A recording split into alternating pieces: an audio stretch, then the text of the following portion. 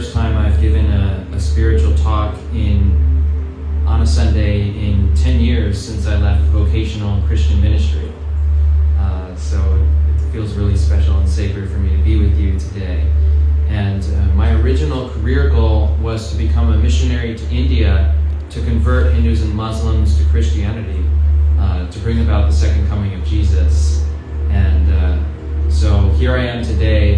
I'm going to share with you some wisdom from these Indian traditions and their philosophy and spirituality. So I guess the universe has quite the sense of humor. So just a little bit about my story and my background. It's been a long and hard journey. I grew up as the son of a minister in a Pentecostal fundamentalist evangelical Christian church. And that religious identity really was my whole life, was my passion. I went to church like basically all the time and was always praying and reading the Bible and was really, really sold on that worldview.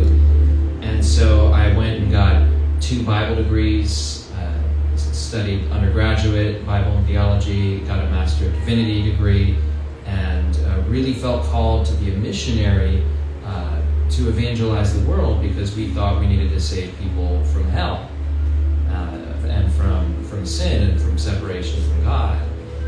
And so I was super passionate and super devoted and dedicated to this way of being, this worldview.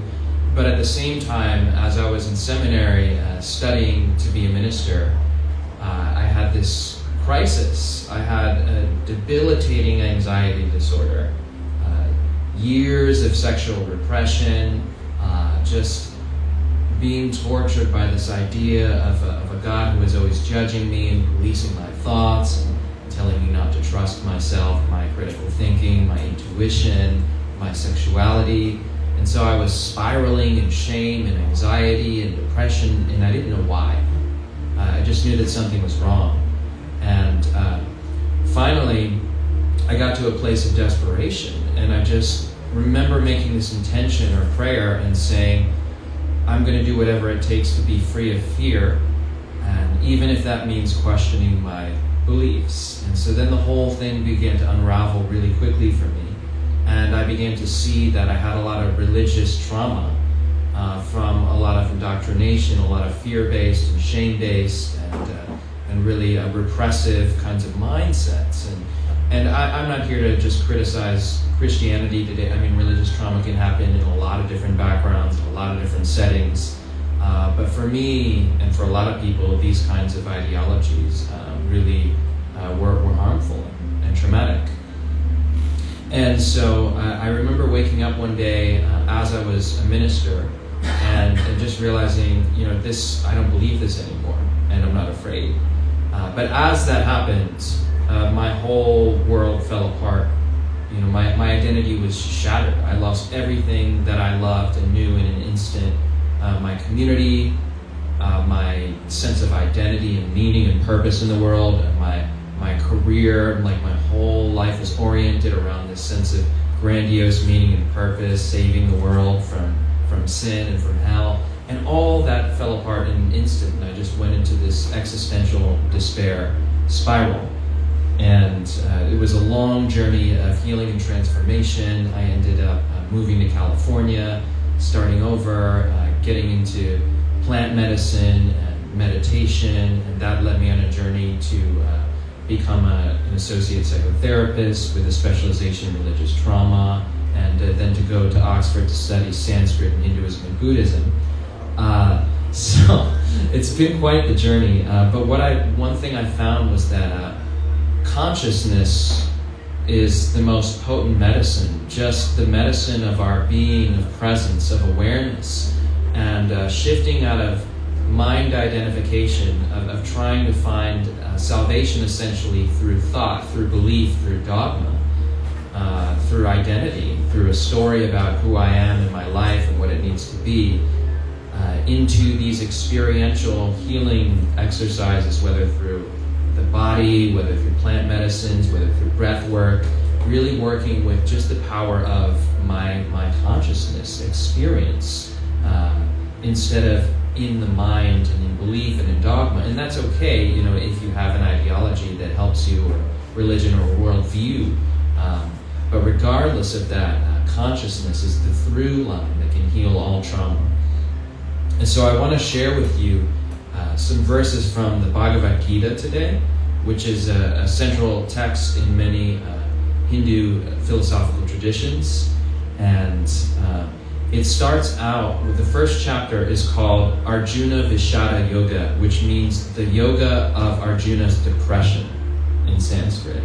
So you could say, according to the Gita, yoga, or the practice of union or awareness, union with consciousness, starts out with depression, with trauma, with existential despair. And I think we can all resonate with that in our experience. So the Gita actually takes place on a battlefield, and Arjuna is the hero. He's a warrior, a kshatriya. His duty is to protect and to preserve the Dharma, the sacred laws, justice, to protect the people.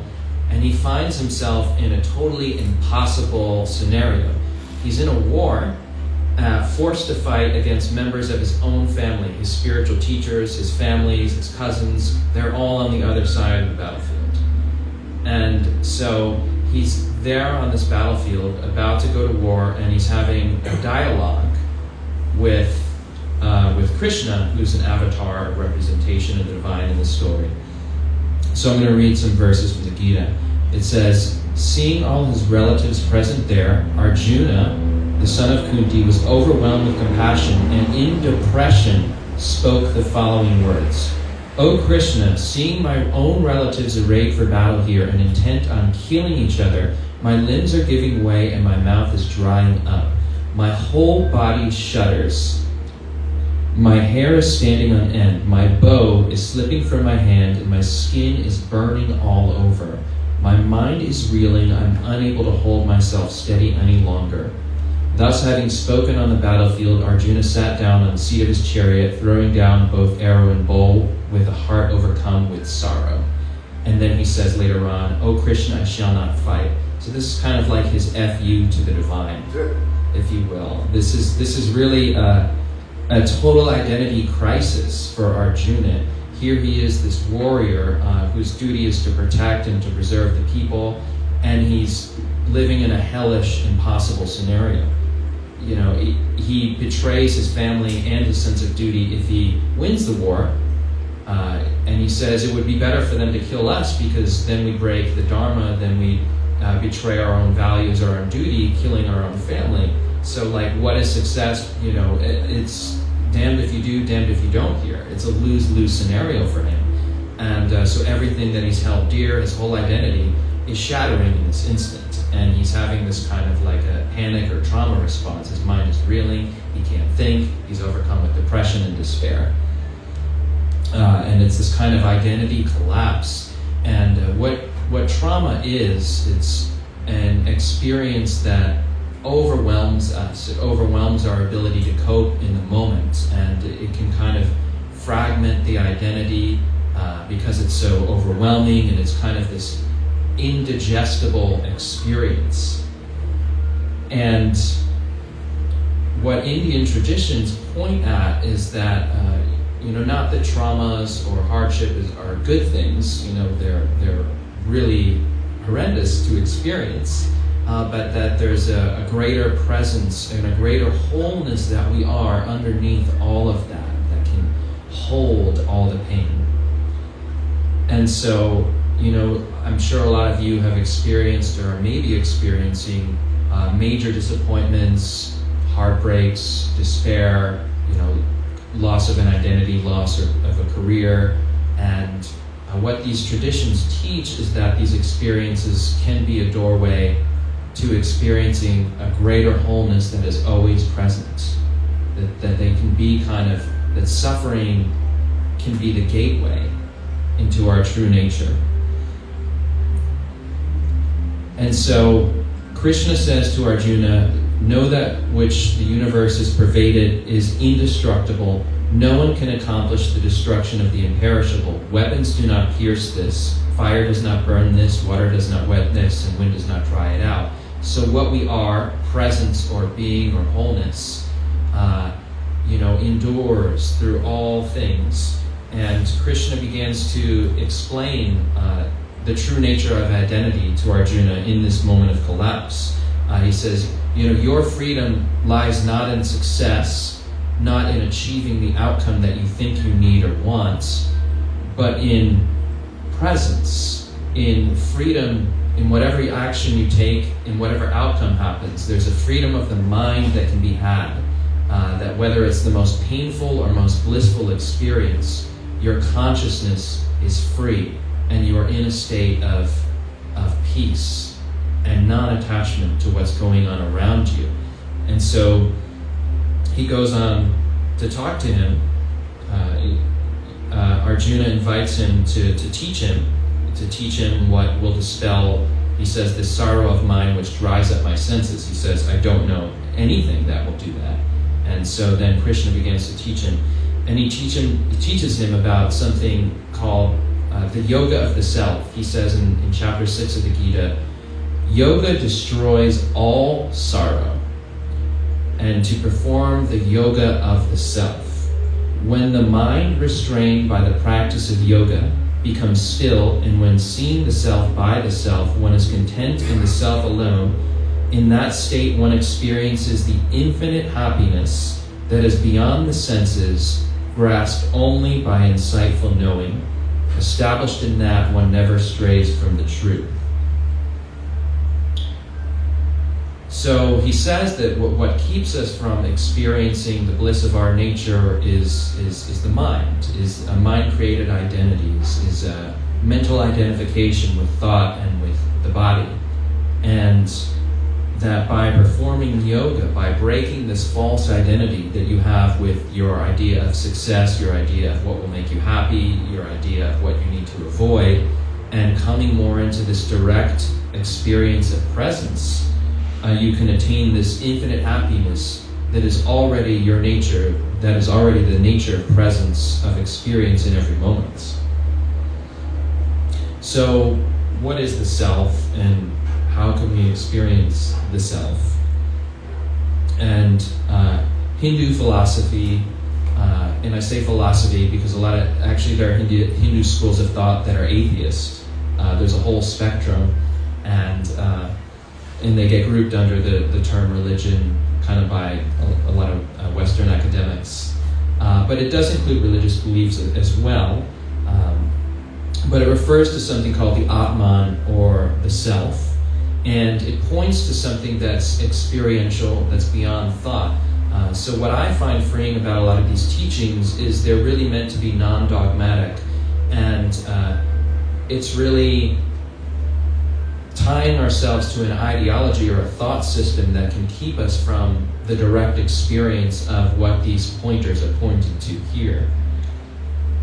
So, you can experience a shift in identity known as spiritual awakening if you're an atheist, or if you're a Christian or Buddhist or spiritual, because it refers to, we're really just working with consciousness and identity. And so the beliefs and the language about it don't really matter. They're metaphorical, they're pointers. What really matters is your experience of presence in the moment. But in this metaphor, the self is really just being. It's just this. It's simply everything. It's the all. It's your experience of presence in the moment, outside of a mental construct of I and of self and other. And there's a term in Sanskrit called Advaita that gets translated as non-duality. If any of you have heard of that term, non-duality. It simply means not to, or undivided. And the idea here is that all of reality, all of our experience is essentially one undivided whole. That it's a fluid continuum of experience.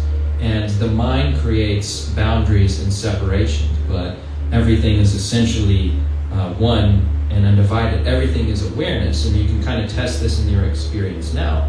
Is there anything you're experiencing right now that's outside of your awareness? Can you find something right now that's not in your consciousness? I mean, including me. I'm in your visual field right now. But where does your vision take place? It's inside your mind, right? Your sense of vision is being generated in your brain inside your mind. So I'm in your awareness. And if I'm in your awareness, am I appearing outside of you or inside of you? You know, is there really a separation between your awareness in your visual field and your awareness inside your body, or is it all one field of awareness? And so a lot of these traditions teach that everything is consciousness, that everything is awareness, and that in a sense, everything is me. And so a spiritual awakening gets described differently in a lot of different places, but what it refers to in these traditions is a shift in identity, an enduring shift in identity, where we stop identifying with thoughts in our head.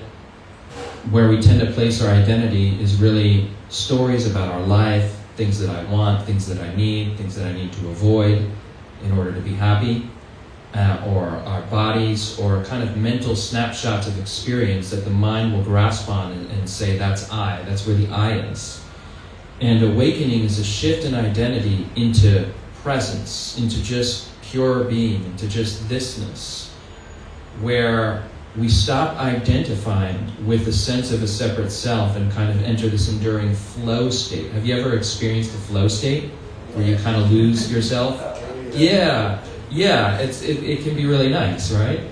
So what these traditions teach is that seeing through the illusion of separation, the illusion of identifying with the thoughts in our mind as I, we can transition into this state of kind of unity or flow or just experience, just consciousness.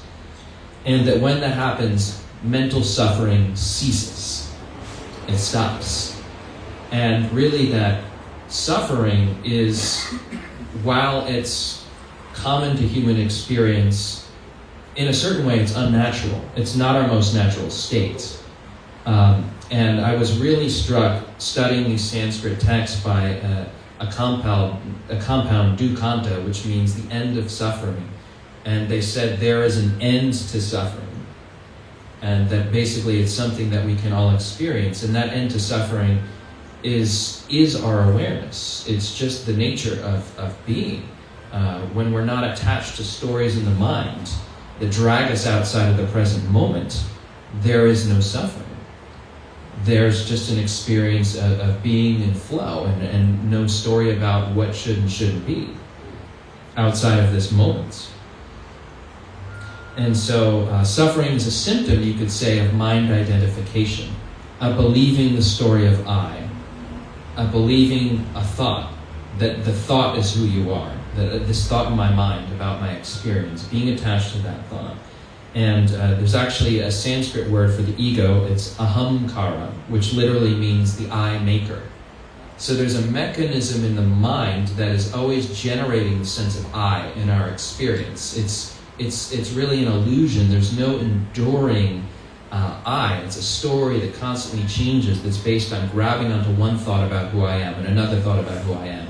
And with that thought train comes fear and desire, which pull us out of the present moments. Fear is avoiding something bad that happened in the past, so our mind is constantly reliving the past and going to stories in the past about what we need to avoid. And desire, I need this thing in the future, I need success, I need this sense of purpose to define myself by in order to be happy, when the happiness that we want is actually our true nature that's always already here. So it's not that we shouldn't, get things that help us or avoid things that hurt us, but that really so much seeking energy and so much suffering and mental anguish comes from resisting the present moment and creating a false sense of identity and projecting that into a future and past. And so the reason that we don't realize the self or the Atman or the wholeness is essentially what these traditions call ignorance. It's believing in a false identity. And there's a teaching in non-dual Shaiva Tantra, Abhinavagupta, who I studied and focused on. He says that what keeps us separate or ignorant is basically just the belief that we're separate. It all comes down to a belief, a mistaken identity, just a belief that I am the separate self, that I am the story that runs through my head. And that belief goes deep into our programming, deep into the body-mind programming, and creates this whole inner separate world, this whole psychic apparatus, the ego structure that is really, in a lot of ways, a defense against pain or overwhelming experience and an attempt to avoid it. But what we find through presence is that through really accepting and living in the present moment, just by being present with pain, we can endure all experience, that the self that we are, whether it's painful or pleasant, we can endure it. We don't need this sense of division or separation. So this kind of comes into what a lot of Buddhist schools teach, which is the idea of no self. So that might seem really contradictory. Hinduism is teaching there's a self that we need to realize, and Buddhism saying, well, there's no self, right? And I'm going to simplify this, like the traditions are a little bit more complex, but I think what a lot of the Buddhist philosophies are pointing to is the self you believe yourself to be is not who you are. We think we are the story, we think we're this enduring identity, but really that's an illusion. And then so they focus kind of a lot more on negating that illusion, on breaking through that illusion. And again, this is a simplification, but a lot of these other Hindu schools focus on kind of identifying with presence in all things. And they both do both, but so I think this kind of no self and self thing can go together. They're really pointing at coming out of mental identification, coming out of mind-body identification, and into presence. And liberation, our freedom from egoic identity, comes through a flash of insight. It's through seeing clearly through the illusion of separation. So it's not like a magic trick or anything like that, and it's something that these traditions teach we can all experience as well. Not like in 1,000 lifetimes in the future or anything like that. That there's a shift in identity that can happen when we see clearly, when we know in our experience the thought stream that's been running through my head is not the I. The I that I am is just this. There's no separation anywhere from experience. There's no separate person having an experience. That's just a thought that I'm the separate person. What our direct experience is just experience happening.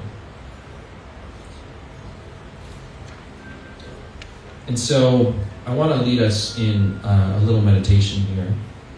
And so one of the traditions that I studied, non-dual Shaiva Tantra, says that we can take thoughts that represent liberating insights and meditate on these thoughts, because these thoughts are just linguistic pointers to direct experience, and that can lead to an experiential opening through language, through thought.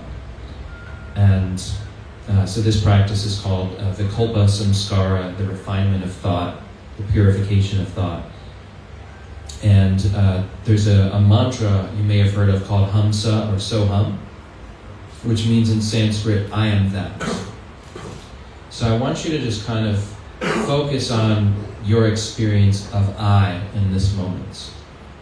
Try to find your sense of I, where you are. Is it a space in between your head? Is that who you are? Is that your identity? Just kind of like some space in the body? Is that what defines your life? Is it a thought? This is me, this is my name. But is that what you are? Is that the whole of your being? But just whatever your sense of I is, if you can even find a sense of I in this moment, because it's constructed by the brain in each moment, and just kind of open your eyes and see if you can extend that I sense into the room, into your visual field, into your vision. Can you find the I in your vision? I mean, your vision is you, right? It's your sense of sight. It's happening inside you. Can you find the sense of I in me?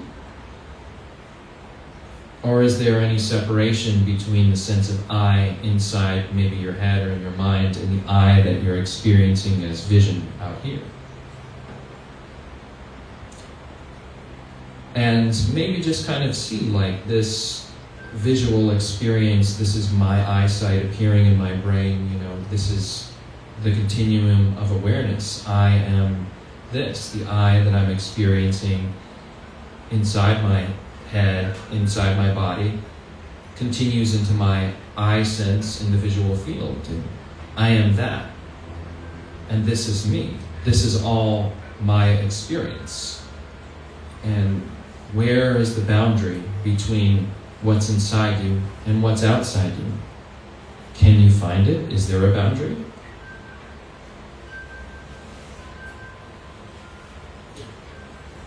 And are you the one doing the seeing right now? Is there a seer separate from what you perceive in your sight? Or is there just seeing happening? And is the seer just a thought? I am the seer. But in your direct experience in this moment, is there just seeing happening?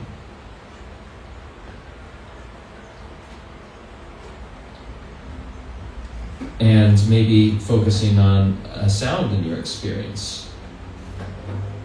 Is there any separation between, say, the sound of the fan in the background and a hearer? Or is there just hearing happening? Is there just an experience with no separation between experiencer and what's being experienced? Just a continuum, just a flow of awareness. And where are you in this experience? Or where are you not in this experience at this moment? Can you find the dividing line between what yourself is in your experience of your senses right now and what it isn't? Or is there a thought about what you are? And if there's a thought about what you are, what is it that's aware of that thought? Is it just this? Is it just experience? Is it just awareness? And so this is kind of a little bit of a taster of some of these non-dual pointings, just pointing to your direct experience, just working with consciousness. It's nothing mystical, it's not even spiritual necessarily. It's just kind of working with experience and experiencing the freedom from the pain of the stories of our minds that we attach to when we come more into the present moment and we come more into the state of flow and being and continuity and freedom from effort, freedom from agency. And so freedom comes, when we stop trying to fix ourselves and realize that there never was a separate me to begin with. And it's still important to do healing practices as long as we live at the level of the ego and mind identification. It's still important to do things that help ourselves, and even after awakening, there's still trauma work. Trauma affects the body, trauma affects the whole being, but really getting outside of this false identification and more into being. There's so much healing and so much freedom that happens there, and that enables us to heal a tremendous amount of trauma and to come into a being that transcends and allows us to go through every circumstance. And So the you that you've taken yourself to be is really ultimately just a thought, and freedom comes when we stop identifying with that and we start returning to the being and the freedom and the happiness of our true nature that's always here. So, thank you so much.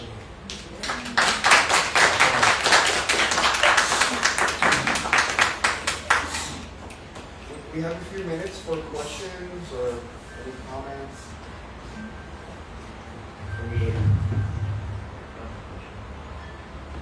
Yeah, it's been many years since I opened the Bhagavad Gita. Does it say anything about,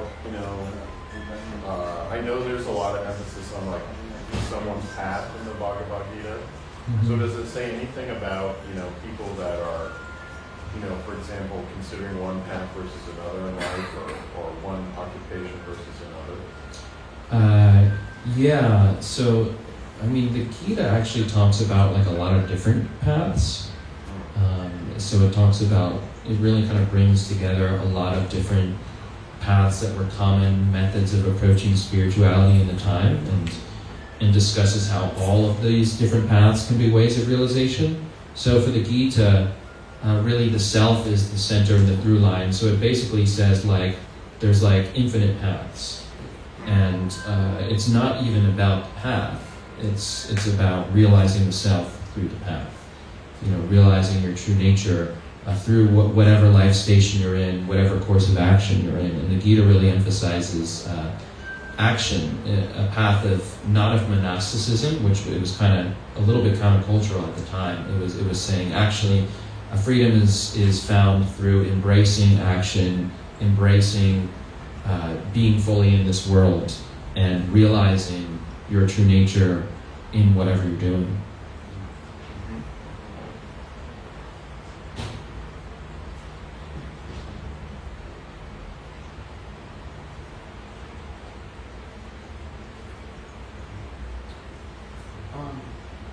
You studied spirituality quite a bit, and I would imagine you're probably delving into a lot of deeper regions as far as Eastern and Western philosophies are concerned. I've lately been looking into Hermeticism and Gnosticism and just those aspects of how we seem to be bound in a construct of some sort. What are your thoughts on that? Yeah, absolutely. I resonate personally with a lot of Gnostic ideas, which essentially, and point to a similar thing than what these teachings talk about, which is that we're kind of in this, living in this kind of matrix, if you will. And in these Indian traditions, they talk about the realms, they call it of transmigration or samsara, as kind of almost like we're living in a dream, because when we're identified with the mind and our conditioning and ego, we're basically living in reaction to unconscious conditioning most of the time. And so it's almost like we think we're free, but we're really mostly just kind of reacting to our conditioning and our beliefs and our history, and there's very little ability to see through that or space to see through that until we kind of quiet the mind and catch a glimpse of our true nature and are able to see past that kind of sleepwalking state. So yeah, I think what Gnosticism says and Hermeticism says, there's a lot of crossover. So for me, personally, just recently, I had an experience where things just started clicking, where your intuition is very sharp, and you just start knowing what the truth is, what light is, what darkness is, what's lies. And what started really ringing true for me was when they spoke on how we have pyramids all throughout the planet and how they're all aligned with the stars and the planet, and how that power we're using to home to be with the oneness, basically. And I've actually personally put a pyramid in my room, and when I listen, because I heard something about you hear this electrical sound, and when you actually put your thought onto that sound, it gets stronger and stronger and stronger, right? And so, something about having a pyramid shape and then focusing in there, for me, it brings very strong alignment. That's beautiful, and I think it's really important to trust our intuition and our direct experience and our own sensing of reality in this process. So, if that resonates really strongly with you, then I would say go for it. That's amazing. Oh shit. I could talk about this all day and all night. Like, literally I've been going through like a very deep awakening as of the last 2 months. And I just have this insatiable appetite to know myself. That's amazing. That's beautiful, and there's so much freedom and healing in that. So if that resonates with you, I'd just say go with where that wants to take you. Absolutely. Thank you. Anybody else? I thought you described non-duality really well, but I was wondering, could you give us a 2-sentence explanation of non-duality? Because people will say, what is non-duality? And I just don't know where to begin. If you could summarize it in a couple sentences, is that possible? How about a word? That's good. Being. Here now. Or just being. Just being. What is it like to just be? Thank you. We could say more kind of an experience of just this. And, what you could say is sort of not that, although it's still a part of it, is when we think we're not just this. So when the mind kind of says, I'm just this small sliver of experience, that still is happening in non-duality. Everything is always non-dual. We're always experiencing non-duality. It's your true nature, even when we're not like enlightened or fully there, we're all already that. But it's kind of that clinging on to a little sliver of experience and saying, I'm that, not this, that takes us out of it. Beautiful. Yeah.